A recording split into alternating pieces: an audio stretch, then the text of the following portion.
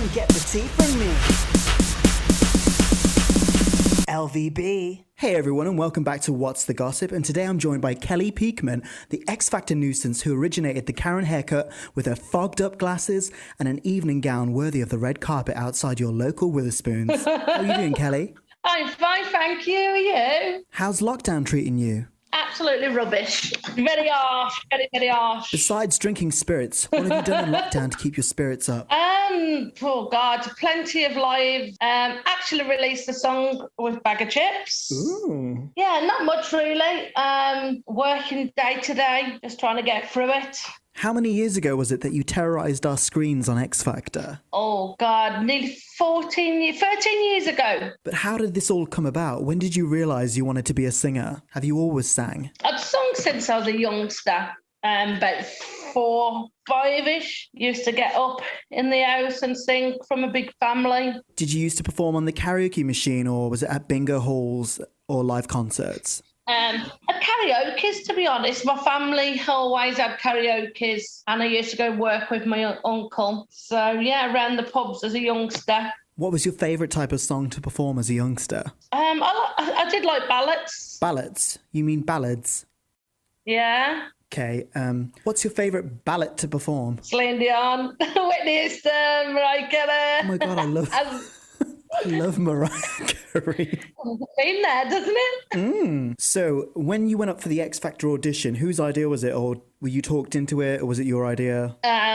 I think a bit of everything, to be honest. Everyone kept saying, oh, you should go for it. So I sneakily auditioned the first round on myself and then dragged a few of my family and members for the second auditions. So you did your first audition on your own. Why was that?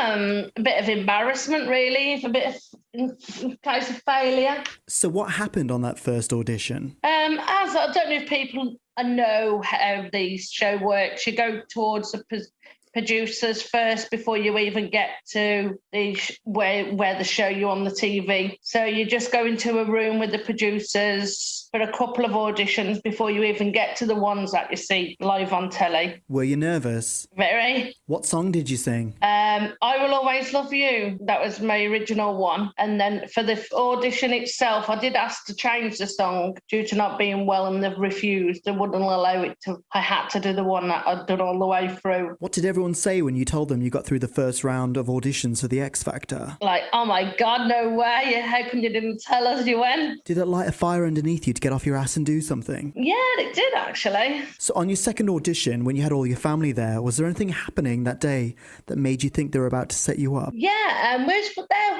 one of the first ones there throughout the day. Everyone kept coming in and going, and it just seemed and asking us, oh, would you be willing to do this? And would you be willing to go in all these rounds and do all these stupid things? And was like, well, thinking, well, hang on a minute, this seems a bit weird here. And it was last about 5 o'clock. And one of the producers come in and says, right, come on, we've got to go quick because Simon wants to go home. And that's where the initial Simon wants to go to the pub come from. So it was like, oh, we're not going to have time to do it. So literally we got rushed raced through corridors and everything else. And literally I was the last one there. Was there anything happening there and then that made you think that maybe you've made a massive mistake?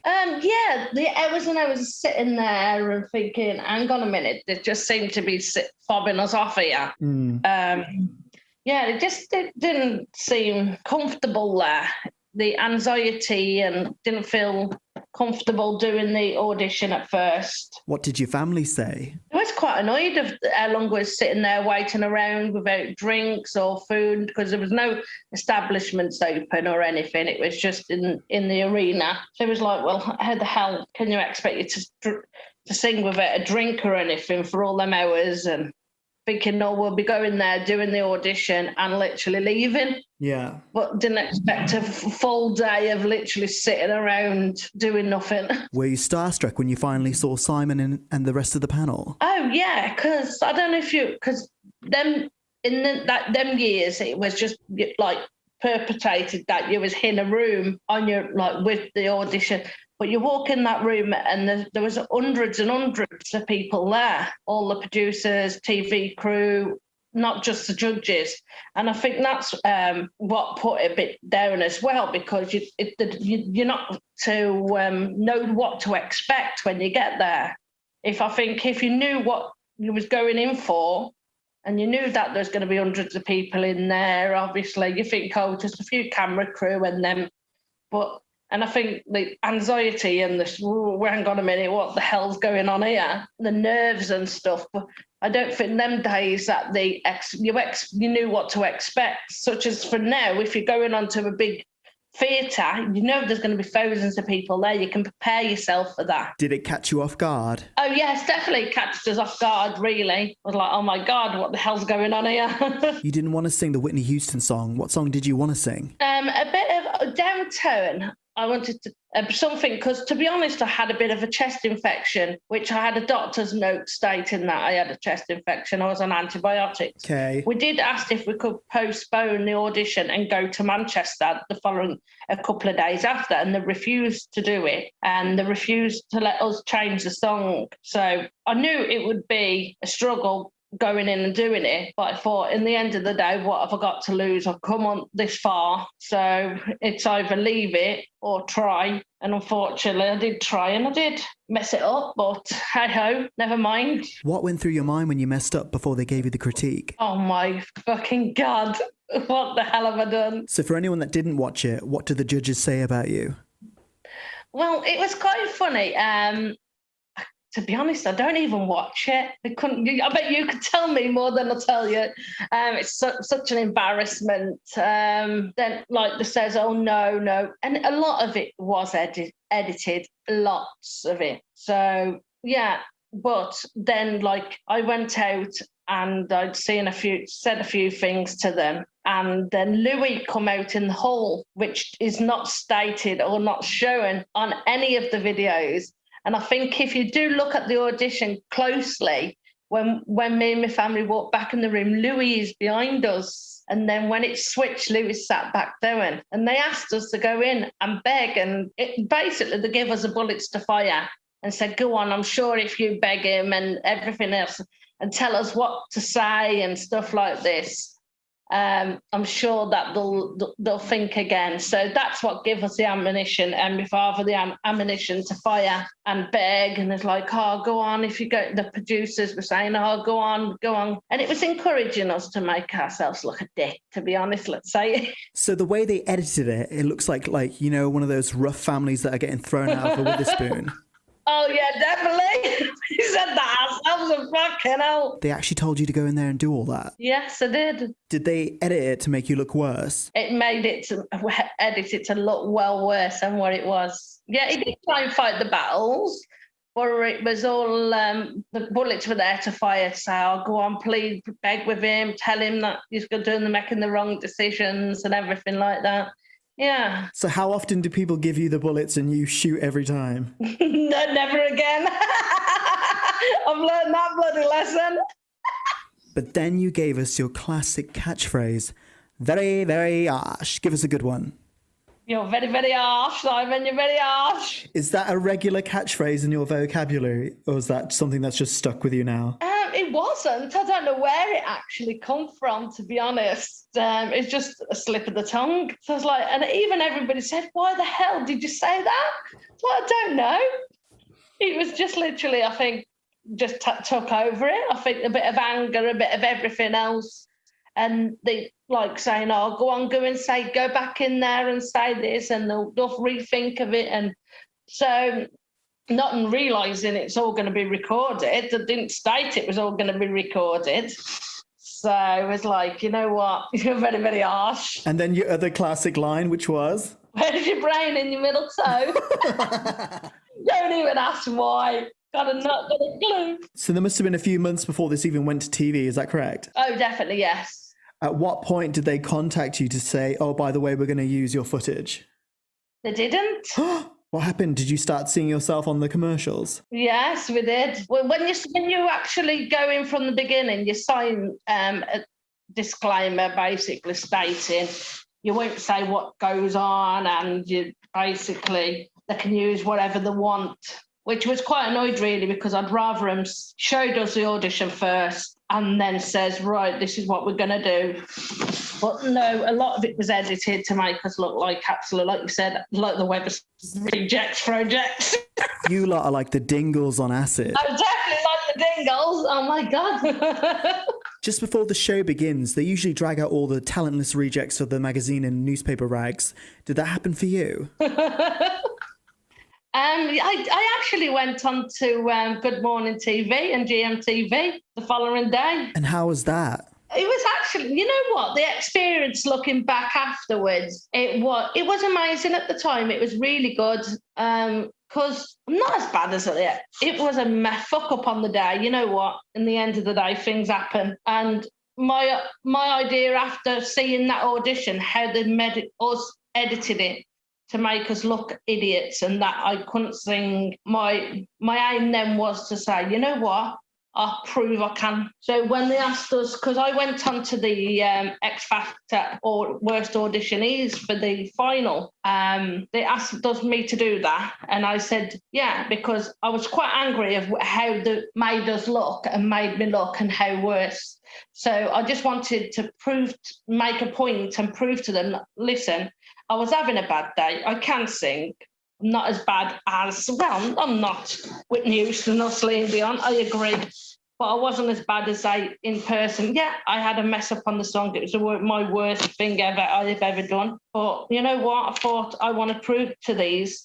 So when they asked me to go back and do the Worst Auditionees, I was like, yeah, I'm going to do this just to prove a point. And then when we got to the studio, they wasn't happy about me clothes that I'd brought because I wasn't wearing the clothes that I'd first done the audition in, which, to be honest, I threw it away. I had that much grief in it. It was olden days and the grief of it.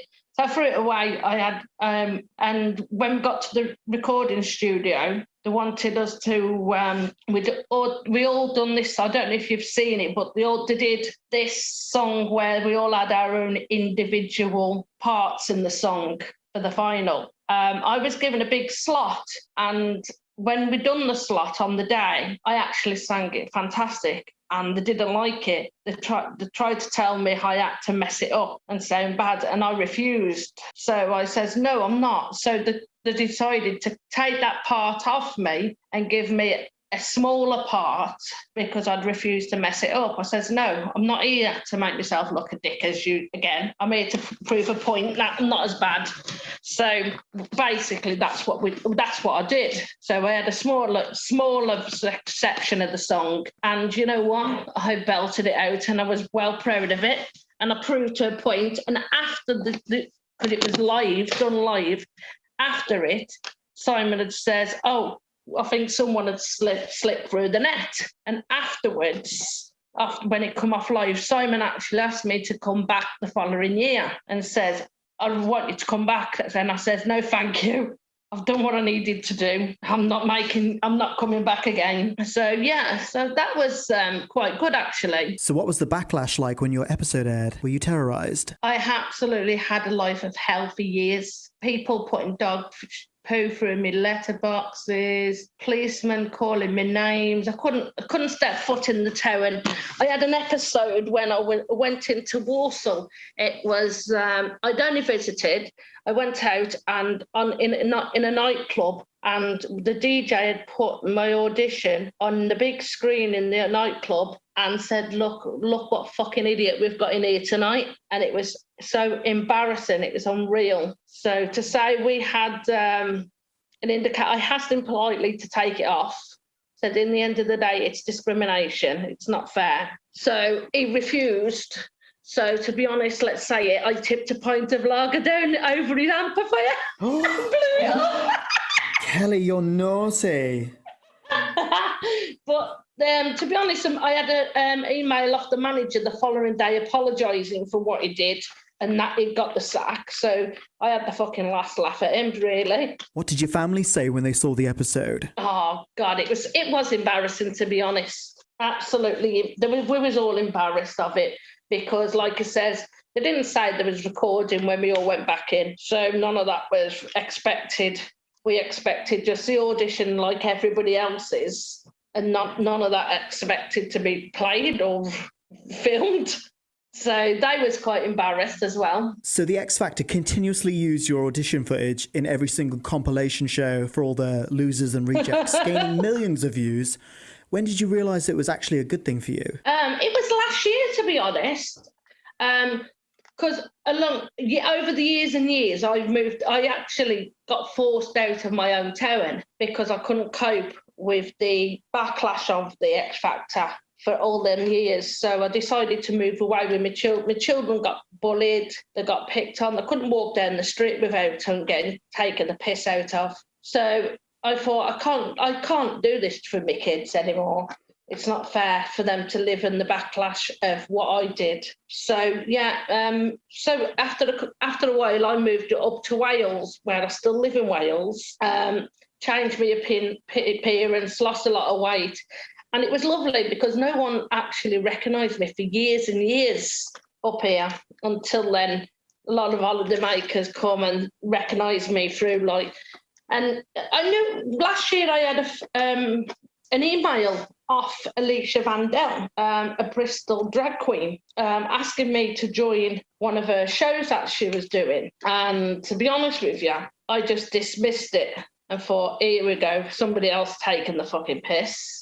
So, yeah, I ignored it. Then a couple of weeks after, I had another message saying, really, we are, and I was like, we are really interested in you. You don't realise how much of an icon you are. And I was like, yeah, whatever. So she sent me a few videos of her in Mykonos and all over the country, all over the world, of everybody stating my very, very harsh phrase. So I thought, whoa, hang on a minute, this is getting...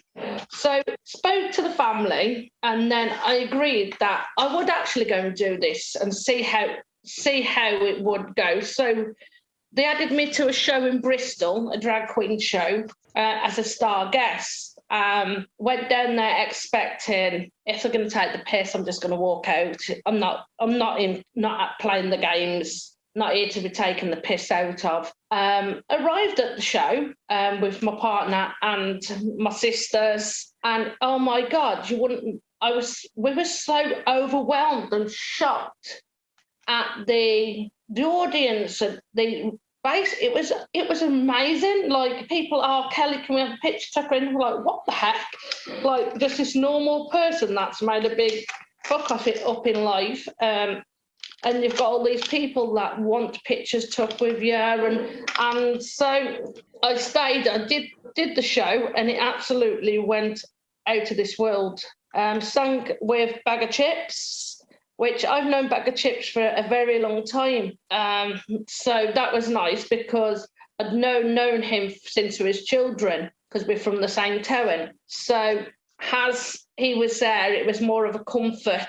They reassured me that, oh, Kel, no one's here to take the piss out of you. Everyone, you're an inspiration to everybody. So I was like, oh my God. And when the show started and the audition and all the audience and everything come apart, it was like, oh my God, this is absolutely amazing. So yeah, that's where I realised that instead of turning that negative into a positive, and yeah, it was actually brilliant. And that's when I embraced it and thought, you know what? I can actually turn this around. So how did it feel to know that the moment in time that you thought you'd ruined your life, that you'd actually turned yourself into a bit of an icon? It was, to be honest, it was shock. I was well shocked, and it was amazing. And I thought, why the hell of it? Because to be honest, I didn't sing for at least 10 years. I stopped singing because I thought, you know what? Didn't want anybody to recognise me. Didn't want to be made that stupid idiot of the X Factor that fucked it all up. But you know what? Yeah, I wish I would have done it a lot sooner. But it's like everything, it matures and it gets better. Gets much better. Much better. So moving on to the next culprit in your story, Baga Chipz, a pioneer of recycling all of your catchphrases. Yeah, stole me sounds and shit.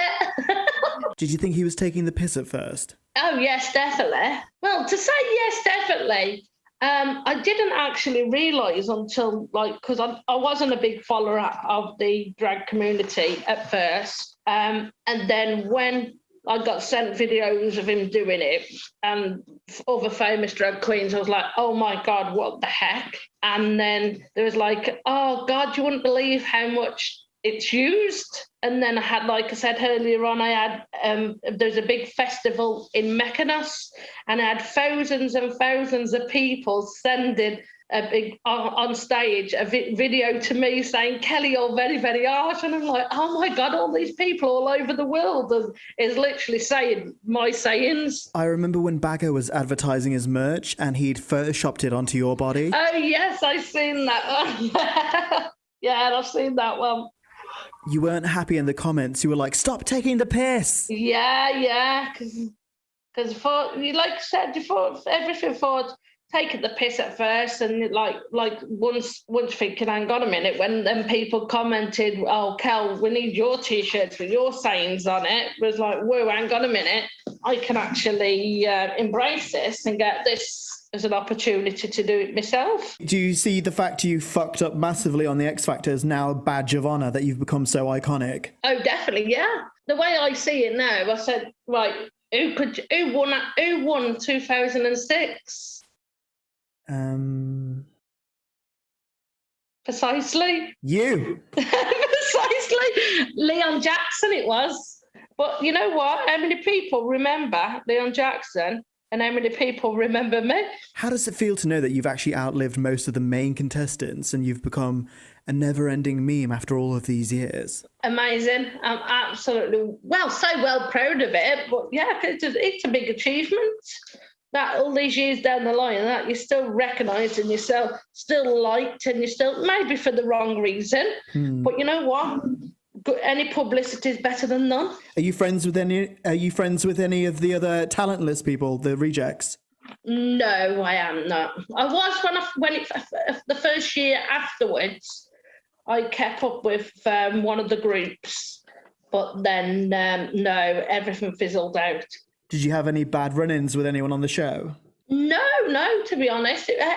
After the show had aired, because we went down into London every weekend to watch the shows and go do the auditionees and stuff like that. We all got all the rejects and stuff. We got a really good, as I call us, the X Factor rejects, and we got back into contact, and it was quite good actually, because we all got our own little clique, and we've just got, I called us the X Factor rejects. So last Christmas you actually brought out a Christmas single with Baga Chipz, and he has requested you do a live performance of it right here, right now.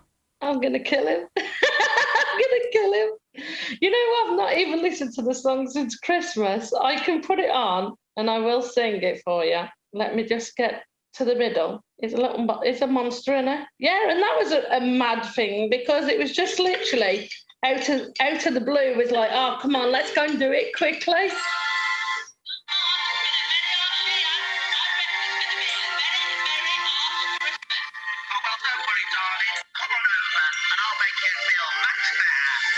This is for you, and I give it to, because you're being very, very old. All I can do is to be good for you, and you know we've been drifting apart, and give you my heart. It's torn it apart. It's Christmas Eve. No, let's not deceive. It's gonna be a very harsh Christmas. It's gonna be a very harsh Christmas for you and for me. Oh my God, that's called put you on the spot. Whose idea was this? I already know it was his, but explain why. It was Baga. Because my lad's got heart conditions, I have to take him to the hospital, but in the Midlands still for his checkup. And I just texted him one day and said, right, I'm up your end, I'm popping in for a brew. And he's like, whoa, how long are you here for? And I said, I'm here for the weekend. And he's like, right, I booked studio, I'm going tomorrow. And I was like, nah, shut up. And there's like, no, we're doing a song tomorrow. It's been written, we're going to do it. So it's like, oh my God. So it's literally a spare of the moment, last minute thing. So yeah, it was really fun because it's the first time I'd been in a studio. Daunting a little bit, but you know what? We really, really enjoyed it. Is there any more music on the horizon? Oh yes, definitely. With you or with Baga? I think we're going to do a bit of both. Ooh, you should join the Frock Destroyers. It'll be the cock destroyers then. So how proud were you to see your friend Baga Chipz do so well on RuPaul's Drag Race? Rupaul, absolutely. I'm so proud of him. Even now, proud of everything he does. Even the circle, stand up to cancer. He has done absolutely amazing. Were you a bit smug because he kept using your catchphrases on Drag Race? Yeah, I was well proud. But yeah, he did ask it if I did mind, and I said, no, go ahead, use them. You can use them. So yeah, because like I said, there's the more sayings. It's like, oh, you don't mind using them? No, of course I don't. Because it gives me publicity as well. So did you do the Christmas show with him last year? Yeah, yes. How was that, Kelly? Well, we was going on tour. I said we had a tour planned for November and December, which had to get cancelled through to COVID, which I was quite annoyed at. But you know what? Everything's got to be done, hasn't it? So besides doing Facebook Lives, have you got any actual shows in the pipeline? Yeah, I've been doing a few lives on Facebook and Instagram. But we have still got the tour that is still going to go ahead. So yeah, the tour's going to go ahead. I've got good friends with another good drag queen. Ooh. That has been on RuPaul's. Who's that? So yeah, I was asked if I'd do a few shows with him as well. So yeah, watch this space. Oh, you're becoming quite a little celebrity now in your own right, Kelly. Yeah, well, I shouldn't tell you. Well, Ginny Lemon. Oh, I love Ginny. Little Ginny. Yeah, absolutely amazing. Oh. Man, absolutely. Henny's been through a lot in his life as well. So you know what? We just can't wait to meet up and do a show together and see where it leads us. So if you could go back in time, what advice would you give to a younger Kelly Peakman with the fogged up glasses auditioning for X Factor? Stay calm. Don't do as they tell you to do. Don't be an idiot. Don't shoot the bullets. And what advice would you give yourself to deal with the backlash that you received? Oh, you know what? Oh, God, that's a good one. Don't bite to people's negativity. I would have chose the outfit differently. Awesome. Very deep and meaningful. Thanks for doing this, Kelly. No problem at all. Before you go, can you do your catchphrase one more time? You're very, very harsh. Where's your Bryan? In your middle toe? All you want to do is go to the pub, basically. Thanks so much for doing this. See you later, babes. See you later. Bye. It's Leigh, bitch. Come get the tea from me. LVB.